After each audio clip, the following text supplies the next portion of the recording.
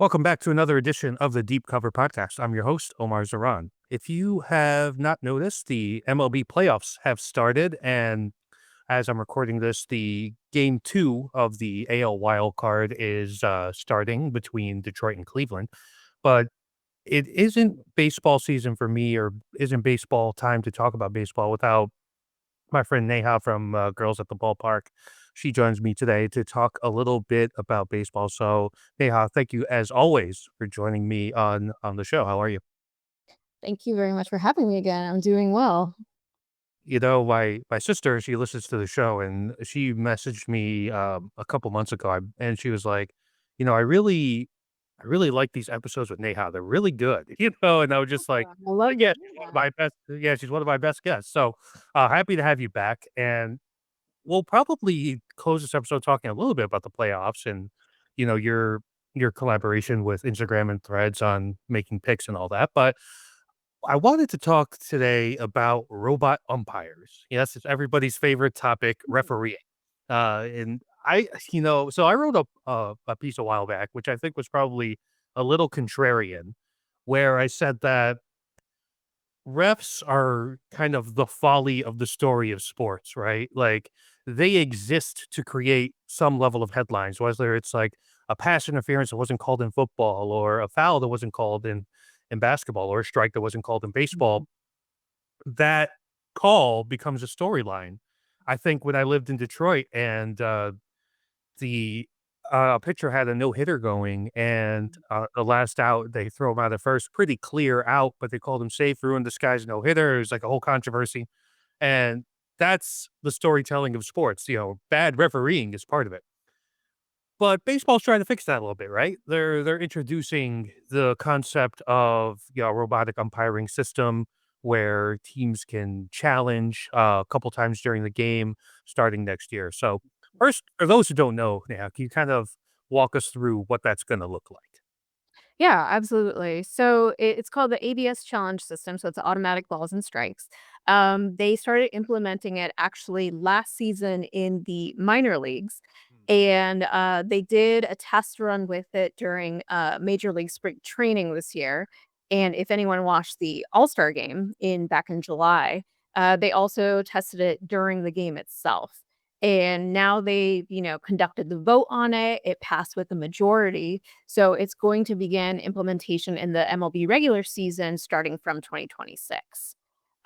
So this is something that they did take their time to kind of see how it's going to work. It's now the second season in the minor leagues, and I actually went to a minor league game last year and got to see it in action and saw that it doesn't really take away from the game. It's actually very quick. The technology is pretty accurate. And it didn't disrupt the flow of the game. It didn't wasn't detrimental to the game. So I was really excited to see that it is something that is gonna be implemented, and we've been able to give kind of like the wider audience and wider fan base the ability to experience it by if they were at spring training and during like a global audience during the All-Star game. The way it works is that there's going to be 2 challenges given to each team for the entire game. If it goes into extra innings, they will be granted an additional challenge, and only the pitcher, catcher, or the batter is allowed to challenge just by tapping on their head, their helmet. It can't come from the dugout. It can't come from anybody else. So that's sort of the formula they're running with, and it has a sponsor, which of course, why Of not? course it does. So yeah, so T-Mobile is actually going to be handling it through their network. So Yeah, and the implementation of this, I think I was reading, average review time is under 20 seconds, right? And that is something that I specifically could speak to the NBA about. Is the bane of every basketball fan's existence, is that these reviews and challenges take forever. Because it's not automatic like a strike zone would be, where it's just as the human eye looking, and it takes 1 minute, 2 minute, even 3 minutes sometimes, and like I said, it disrupts from the flow of the game. But this isn't that, and it's worth noting that currently umpires are kind of averaged out to have a 94% success rate on calling balls and strikes. And so I was watching the games yesterday, and I knew we were having this conversation, so I was kind of paying attention to it probably more than I should have. And I was like, "Oh, there's a missed one, there's a missed one." So they do get missed. And if you assume 220 to 240 pitches both ways, throughout a game, then, it's a decent amount of calls that could be missed. So I understand the logic there. My interesting thing here is that you mentioned initiated by the pitcher, catcher, batter by tapping their and I immediately thought again of NBA players. They think they get fouled, start spinning the finger like, "Hey, challenge it." And I don't know what the numbers are on that. I want to say 90% of the time they are incorrect because of course a player thinks they're getting fouled. Of course a player thinks this. So, do you think what's this going to look like from a dynamic of a manager to a player? Like 'cause they're gonna be amped up and think like, "No, I got in the strike zone there, I wanna use this challenge." But obviously, a manager doesn't want a player using a challenge in the 2nd inning, right? So, what do you think that's gonna look like in terms of, like, how they when they choose to implement these challenges? Yeah, I mean, up until this point, aside from, it being in the minor leagues on a day-to-day basis, at the major league level, it's been tested, infrequently, and there hasn't really been any sort of like drawback to necessarily utilize it. So there's been a little bit more free reign on, how people want to utilize it because they're just getting comfortable with it. But this is definitely something that I see, baseball as it is a game of so much management and strategy. So this is just another added layer that's going to come into that. And so I do think that there is going to be a extra layer of management that goes into, who do we trust to be responsible, that we feel that can challenge something. What is the situation? Because you're right, it's not going to make sense to, challenge in the 2nd inning, but what about when we're in the 5th, which is not exactly the front end of the game, not necessarily the back end of the game, bases loaded, 2 outs, the score is tied, but you also have your number 9 hitter up. You're not gonna necessarily go to a pinch hitter in that situation that early. Mhm, Some teams might do it, but most likely won't. So that's where it kinda comes into play, like, if there is an opportunity, do you take it there? Or do you just hope for, the opportunity will come again later? So, I will definitely be interested in seeing how strategic teams are and how judicious they are in kind of implementing and deciding when to. Because you're right, there are a lot of situations where, yes, there could be misses, mhm. but there's also situations where the umpire is right and the player think that it might not be in the zone. And in a situation like that, obviously the call will go against them. So, I will be really curious to see kind of like what the success rate is, what the situation, statistically when people are when teams are utilizing it, for sure. Do you, uh, think that we'll see more teams use their challenges here, or is it gonna be a slow adaptation where they're gonna be like, I don't know if I really wanna do this." If I'm a player, maybe I'm a young player, I don't wanna do a bad challenge and kinda get, in the doghouse with my manager there. I mean, do you think that like, how do you perceive that kind of playing out as we go into this next season? Yeah, I mean, I think it's very easy to say something like maybe it's not something that they'll be using liberally in the Mhm, front end of the season as teams are just kind of ramping back up into the game of play. But I think there's an argument to be made when you kind of look at the state of the playoff picture at the end of this season where you have so many teams that were basically there neck and neck. One game made a difference. mhm, And it's like, okay, it might not mean much in, like, April when you think about it, but maybe if you had won that 1 extra game, that could have made all the difference between getting into the playoffs and not. mhm. Do I necessarily think that mindset should be adopted? No, because you are going to go through some slow starts and growing pains, at the front end of the season. But I definitely think that's something that you can keep in, the back of your mind as a manager, as a player, as you go throughout the season. And I just think that there's so many ways that this season changes the different situations. You have guys that are not there anymore, guys that get hurt, that sort of thing. I don't necessarily see them implementing this challenge, like, so liberally at the front end of the season, but perhaps as we get a little deeper in, I could definitely see a lot more teams trying to utilize it much more often. Maybe I'm wrong. We'll find out, obviously. And maybe, we'll see. I'd be also curious to see how, like, a lot of the teams, such as like the Rockies or the Pirates, that have kind of been very low in terms of overall win totals. If they go in with the same mindset, or maybe are those teams going to use that more to their advantage because of the fact that wins are hard to come by? And if there are situations where something could be called differently, and if it could work in their favor, if that's something that they would look to utilize. You talked about teams that just barely missed the playoffs, and I couldn't help but think of the New York Mets, uh, with the way that their season ended.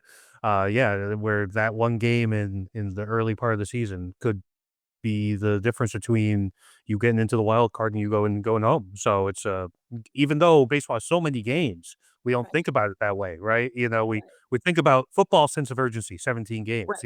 but it's you don't think about that in baseball, but at the end of the day, these it's so much on the margins and it can just alter just by one outcome. You we talked a little bit about the timing of this, and again, I'm reminded of the NBA where coaches generally, they try to keep that challenge in their back pocket until the final 2 minutes of a game, which makes sense in basketball because that's typically when games are decided, right? Unless it's a big time blowout. In baseball, it's a little different though, right? We like what is the sense of urgency? Like, yeah, we probably mentioned earlier like that. You probably don't want to challenge super early and then burn it for if something happens in the seventh, eighth, or ninth. But I just kinda wonder how teams are gonna approach this, like, what is the urgency? And because, baseball doesn't have a clock, well, they have pitch clock, but, not an actual game clock, Right. do they kinda just is it like a inning by inning situation? Like, maybe there's a call that could lead you to 2 or 3 runs in the 4th inning, and at that point, you gotta take the challenge, right? And so how do you think they're gonna approach that? Is it gonna be an inning by inning basis, kinda flow with the game thing? Are they gonna try and stay disciplined and don't do it until later? But then, again, if you're relying on your pitcher to make the call, you're relying on the relief pitcher as opposed to a starter, maybe you have a little bit more faith in the starter than the relief pitcher's judgment, So, how do you see all that kind of unfolding as we move forward? Yeah, I definitely think part of it will be on an inning by inning basis. And again, kind of going back like situationally, if there's already two outs in the inning, nobody on base, and you have like a batter up, if you're on the pitcher side, maybe you utilize it because obviously they will have a clear view of what their zone is, being directly in front of it, as opposed to a batter who is essentially like over it. So maybe in that case, if you feel very confident as a pitcher that like you can win that challenge to end the inning and move on, then maybe you take that risk. Um, on the batting side of that, if it's the same situation, maybe you don't because you already have two outs, nobody's on base. It's not necessarily going to be as impactful if the call is missed and, if it's strike 3, you're out, whatever may be the case. And so I think that it's going to be the way that I have seen it in game, both in person and on TV. It's been pretty clear and obvious when someone has been challenging. So I do have a little bit of confidence in, especially if it's coming from the pitcher over the batter, that there might be a situation too where pitchers might be a little bit more liberal in challenging as opposed to batters. And there might be a strategy where it's like, well, maybe hold the challenges mostly for our pitcher rather than the batter, unless the situation calls for it on the offensive side. Um, Again, I think it's gonna come so much into just, like, what the situation is, where we are at in the game, who's coming up to bat, can you pinch hit, who's on your bench? I think there's a lot of that will definitely be factored in, especially since there's so few opportunities to challenge if you get it wrong. I mean, we see it somewhat similarly in replay review that every team has 2. But I do think there's a little bit more flexibility because 1, the ability to challenge, it's so much more broader, right? It's not pinpointed to like one situation where it's like, oh, someone was caught stealing or whatever may be the case.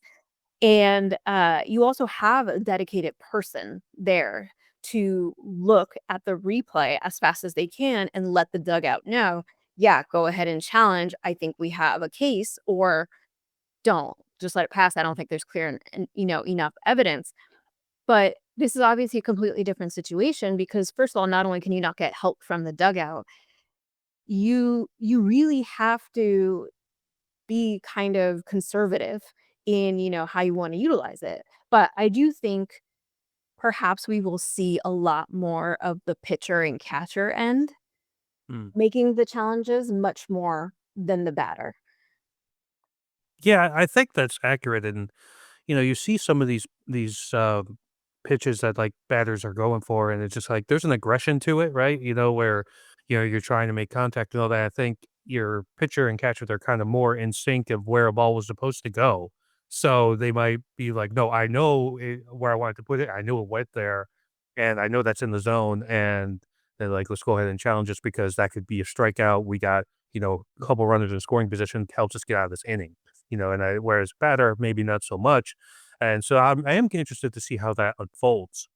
One thing I saw as I was reading up on this before, while I was preparing for our conversation, is that there is a difference in the perceived strike zone between what an umpire sees and what the ABS system has, right? Which is it's like oval versus rectangular, and that's interesting to me because like it's a difference. So is that going to create like problems and confusion, when it comes to, like it's almost like the whole thing the NFL has dealt with for many years, like, what is a catch? It's like, what is a strike? What is the strike zone? And it's almost like, do you think we're seeing some ambiguity on what the strike zone actually is right now? Yeah, I think there's a couple points that go with that. I think the short answer is I don't think it necessarily will. If anything, it will likely, I think it'll be interesting to see how umpires are asked to adjust accordingly.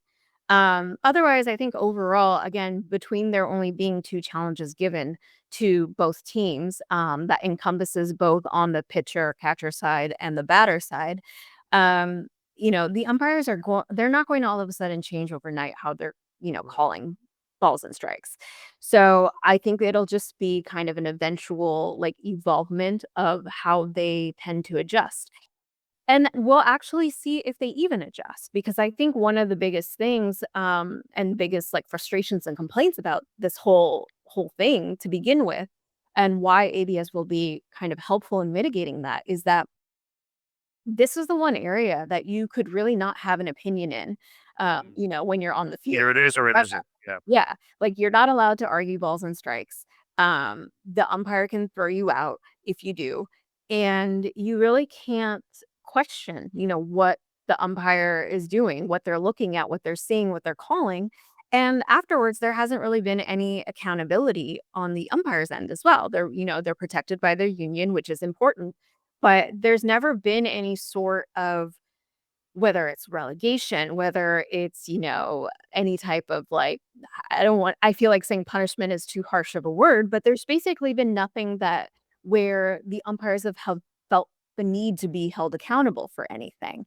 And I don't necessarily know that that'll be the case here. There hasn't been any sort of conversation on, what happens if statistically we find at the end of all of this that there are a certain set of umpires that routinely had calls overturned by challenges.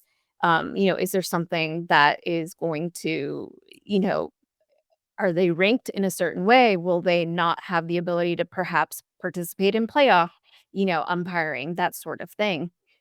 So I think that's one part of it. The other part of it is it kind of goes both ways, right? Because yes, we know kind of in the overall, like we know that that rectangle that they show us like on TV is not necessarily like the hard and fast zone. However, in terms of ABS, that is what that technology will be going by.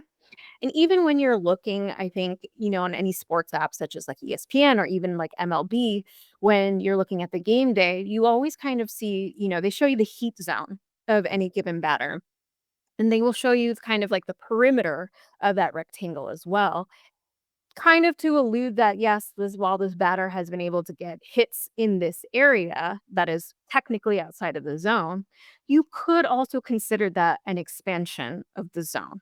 And so if there are pitches that are normally you would think considered balls called strikes, there is some leniency in whether or not that is actually the case. But one of my frustrations, I think, for someone who is, on the offensive side of things is that obviously, I have not played baseball myself, outside of, I think, like, in school, softball or anything like that. I, have not those were not my sports to play. So I can't necessarily validate whether or not this is 100% true, but I imagine that as you are, if you're someone that's kind of going through T-ball all the way through, like, say, like, college baseball or high school, then eventually getting into, your major league career, um, you know that there's going to be variance when you're up there. There's also guys that like, obviously like Ladger Senior is a pretty notable example of a guy that would is like literally swinging at any pitch and have the ability to make contact and put the ball in play no matter really where it was thrown. But for the most part, those batters are also working kind of within that specific zone. And same thing with like pitchers and catchers, in terms of trying to get the ball into, that's going to be the sweet spot where you're going to get your strikes. You can paint certain corners, be on the fringes a little bit, and that'll also help you out as well. So I feel like there is not a lot of ambiguity for them on that Mm, side, but there is that exception for umpires. So sometimes I feel that it's are we punishing batters that maybe have a really good eye or are really patient at the plate mm, because there are instances where there are pitches that are definitely not in the zone or maybe even in the fringes of the zone, but because this is where the umpire's zone is, that's what he's calling. And perhaps some of this would sometimes make me feel better if, like, the umpire was consistent, where it's like, "Okay, well, he's been calling that pitch, like, 2 inches off the plate all night for everybody. It hasn't changed." We don't see that all the time either. So, I don't necessarily think in terms of confusion it creates anything because I think this is kind of like the parameters that both sides have been working with already. I think if anything, it'll just be whether or not umpires actually adjust if they're continuously having calls challenged and overturned. mm.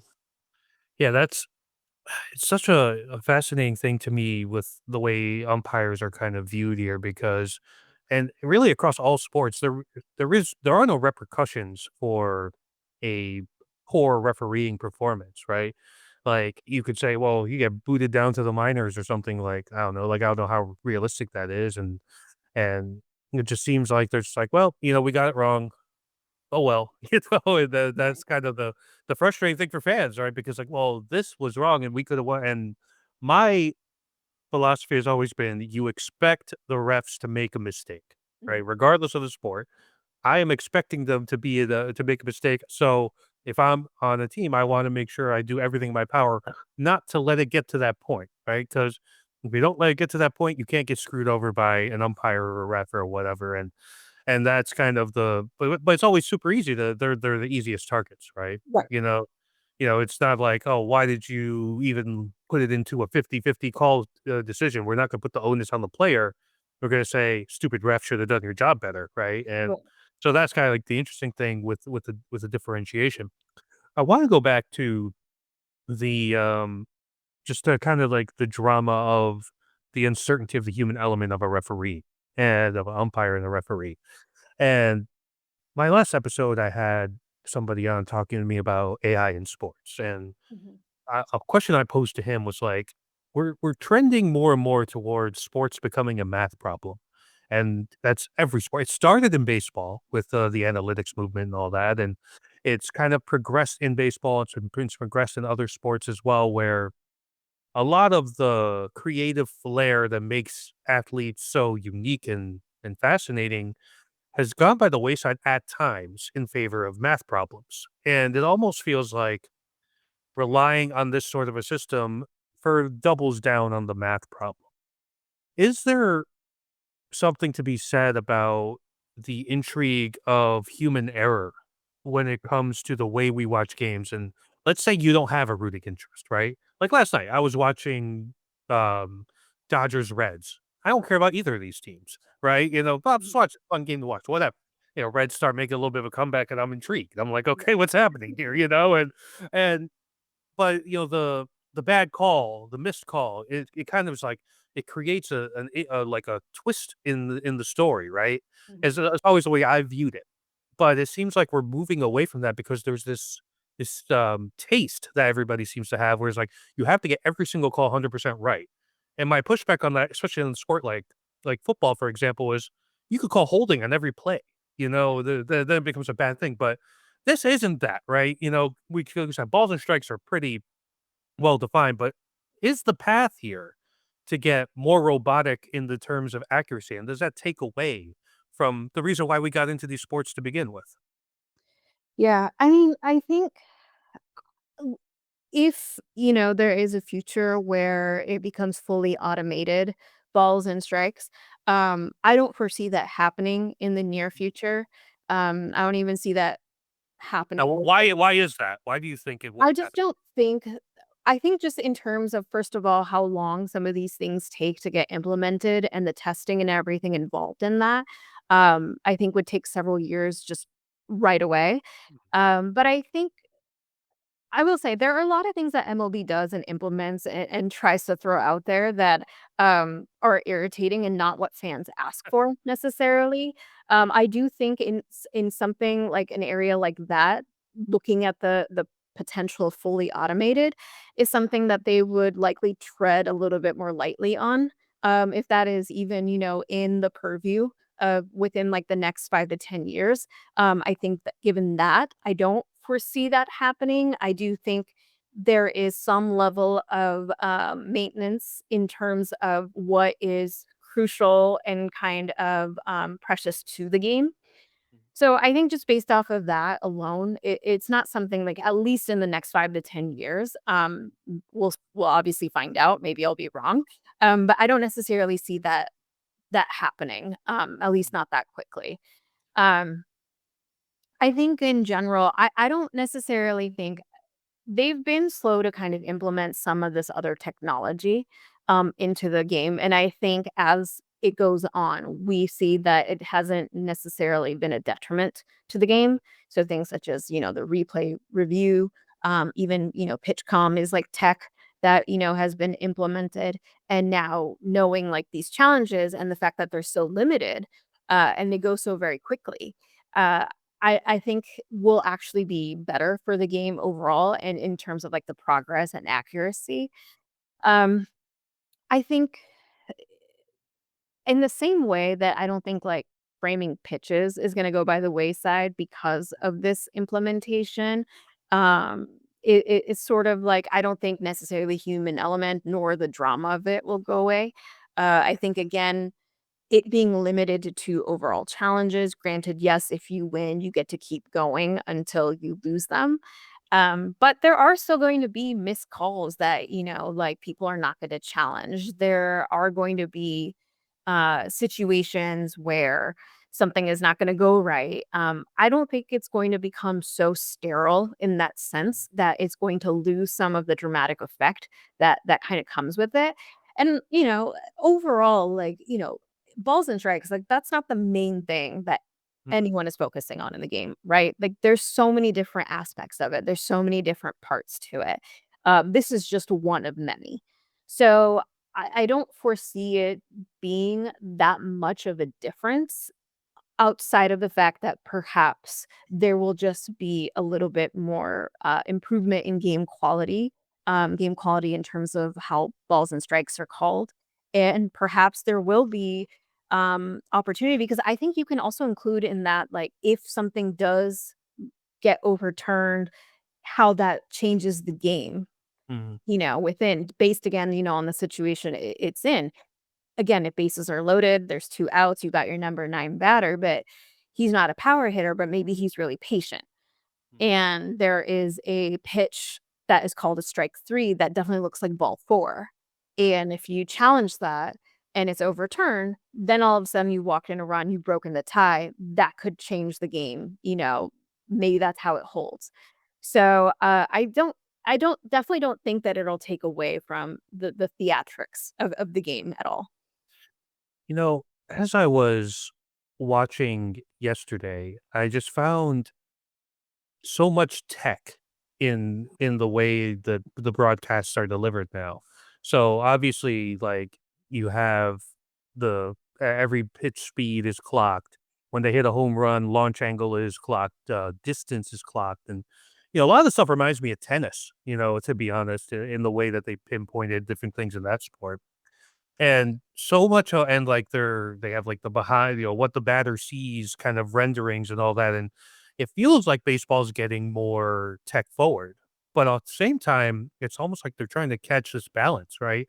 It reminds me of the autonomous car dilemma, where if you remember, like, I used to go to the, Detroit Auto Show every year with a friend of mine, and I remember one year, they were all talking about these self-driving cars, level 5 autonomy is what they called it, and they're like, "This is the future." You're gonna be on your way to work, this thing's gonna drive you, and you'll be, catching up on emails in the back seat or whatever, I, Robot style, in that Will Right. Smith movie, and it terrifies people because I gotta give credit to the Terminator movie franchise because they made people scared to death of machines even back in the '80s, and it's still persisted, and it's like, "Well, no, I wanna have control, right? I wanna be at the helm. I want this to be to help me, not to take over the task." And it feels like that's the way they're going. It's like, "Hey, this is just a thing that's gonna help make sure that everything is right."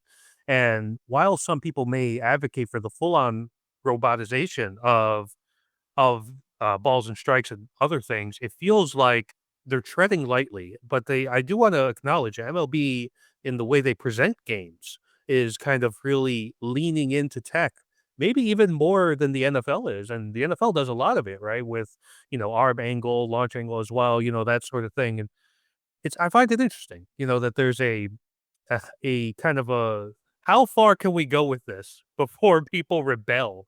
And then Yeah. I don't know if you agree with that, but it just feels like such an interesting, conversation about the human condition when it is how we view, technology and robots. I mean, we see it with the way that people view AI right now, and Mhm. what are your thoughts on that in terms of the way MLB is incorporating tech into its product? Yeah, I mean, I think it really depends on context. Baseball has always been a very nerdy sport in that Right. way. It's always been very full of stats and data even before any of the tech. And so to me, I think some of the examples that you kind of listed for me, that I think that more enhances in terms of, like, the information and the stats and data that, we can get as not only as fans, but obviously, there's Baseball Reference, Fangraphs, Baseball Savant, like, all these different sites and places that really kind of utilize that data or kind of ingest it, to kind of, make sense of it or make whatever they want to do with it.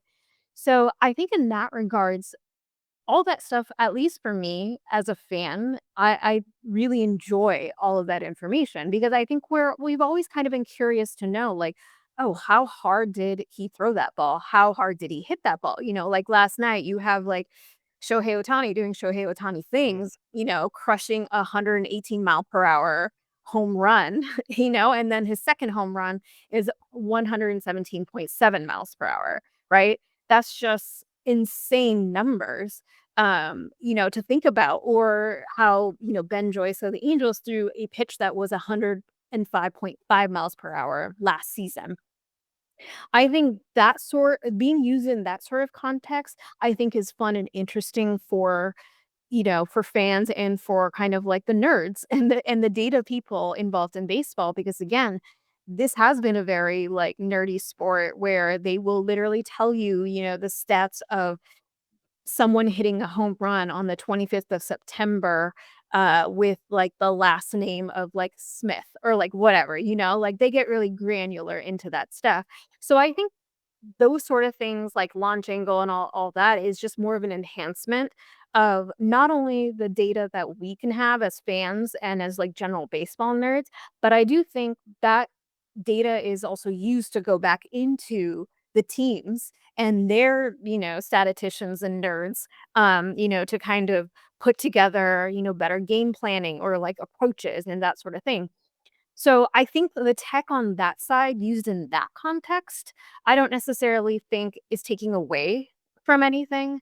If anything, it's more enhancing the overall experience on both sides for teams and players as well as fans alike. Yeah, I do wanna give them credit because other sports have done this, like, on the spot, measurement data stuff in the broadcast, and the NBA tried to do it with, like, three-point distance. So, like, I'll be honest with you, I don't give a shit if it's 28 or 30 feet, man. I'm just trying to see if the 3 went down. And whereas, like, we've accustomed to, pitch speed and home run distance and all this stuff, we find it interesting. Even, like, the other day, like, in the NFL, defensive lineman was kind of recovering a fumble, ran it back. They said, "Hey, did you know he ran 19 miles an hour on that run back?" And I was like, "All right, that's cool, man." It's like, but baseball, it's more accepted. I was like, they're like, "Oh wow, that was 400 feet," and it's just like, yeah, I think they've done a really good job of that. I want to close our conversation here, yeah, about the postseason. So, really cool. You and a bunch of other creators on Threads collaborated with the official MLB account and made some postseason predictions. I have yours pulled up here, and you have the Jays and the Phillies in the World Series, which I would like. I've always had a weird fascination with the Blue Jays. I don't know. It's an interesting team to me historically. So, tell me about how all that came about and how you landed on Philly and Toronto in the World Series. Yeah. So, MLB reached out to me a couple months ago. They'd been following the Girls at the Ballpark account for a little bit, and asked me if I'd be interested in participating. And I said, of course. And, kind of had to wait until the final day of the season to really know, who was going to be playing who was going to be in. Obviously, there's still a lot of questions.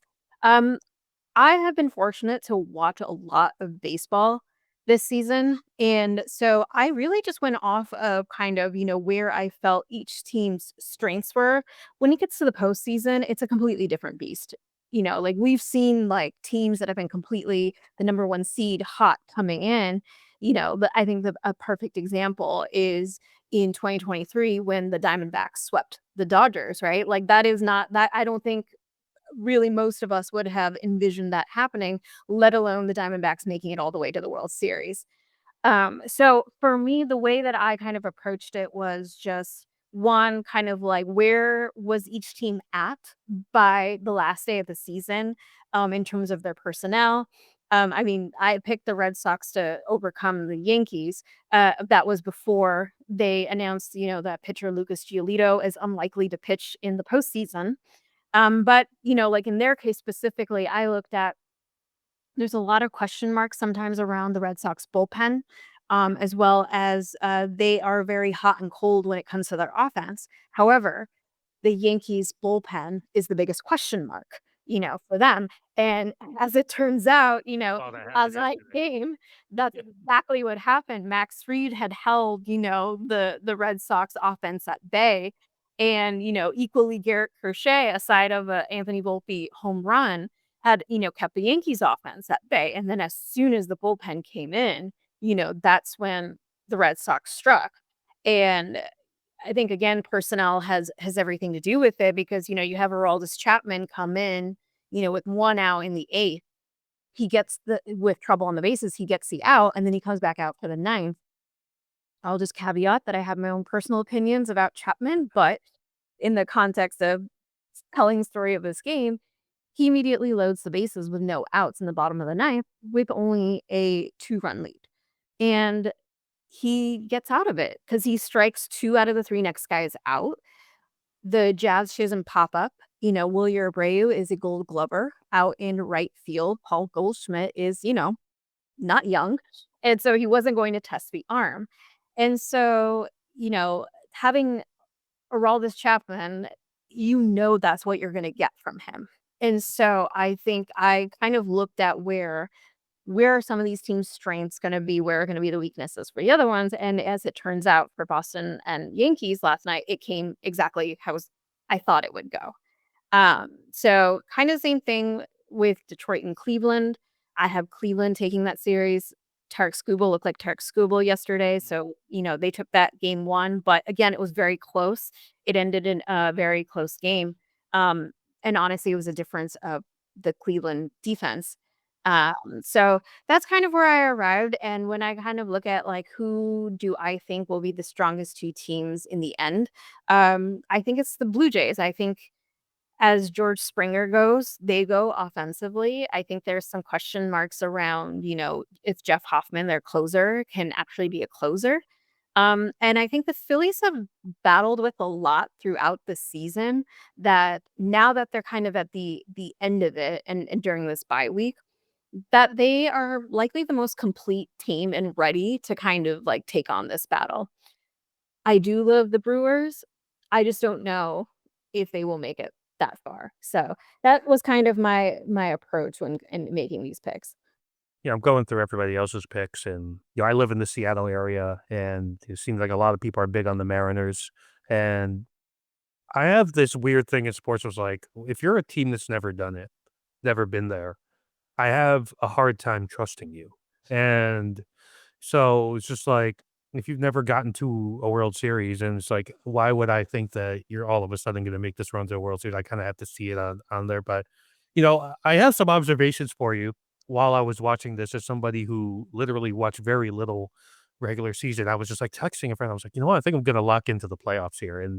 And so I watched all four games. And the thing I noticed, and, again, I might sound incredibly foolish to all my baseball fans out there, just, understand how uninformed I am.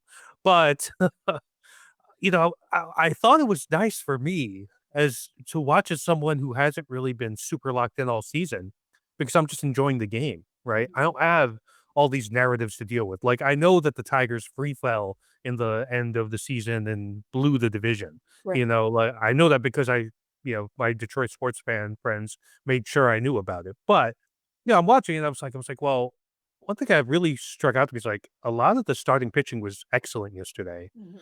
and like this relief pitching stuff is just kind of like it's crazy. And it's like when I think about like the era I grew up watching baseball in, it was a different time. Pitchers went deeper into innings, and I know that going in that most of your pitchers are going to be on the pitch count, fifth inning, sixth inning, they're out of there.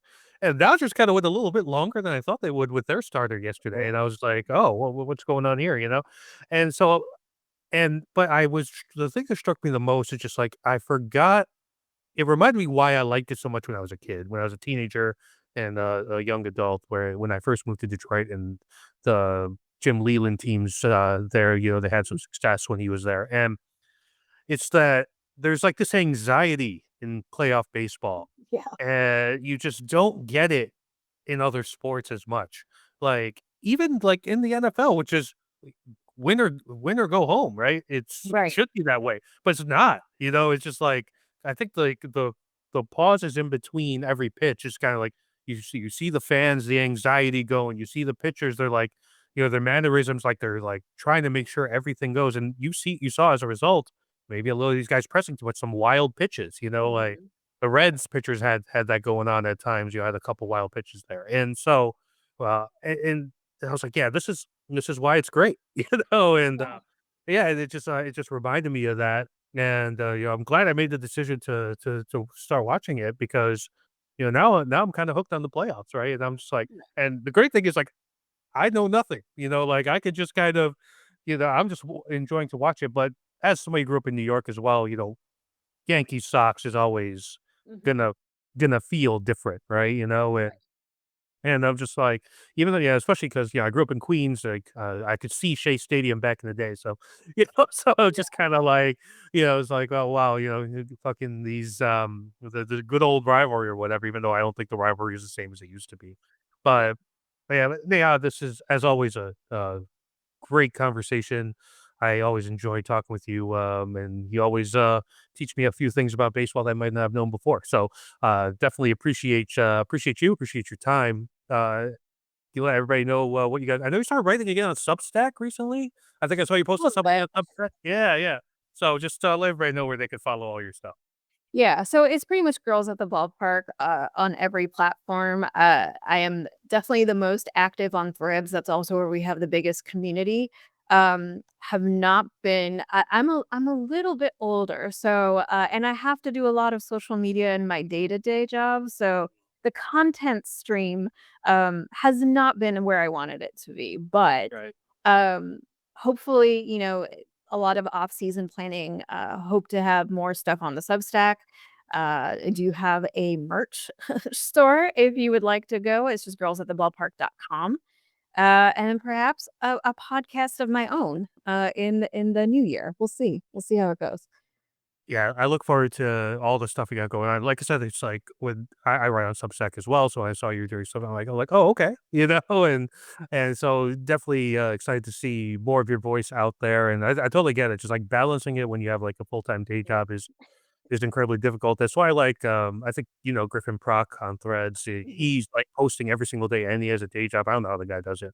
I'm just kind of like, I recently, I posted about this yesterday on Threads, but I recently kind of delineated a bit between my work on Medium and my work on Substack. So, where I would just cross post between the two now I've kind of separated them and I'm over here thinking about content planning strategy and all that. So, you know, it's, what a time we live in. Oh, yeah. Where what a time. But definitely looking forward to all the stuff you're doing. We'll make sure you all tune into Neha's commentary, like you said, Girls at the Ballpark on Threads, during the MLB postseason.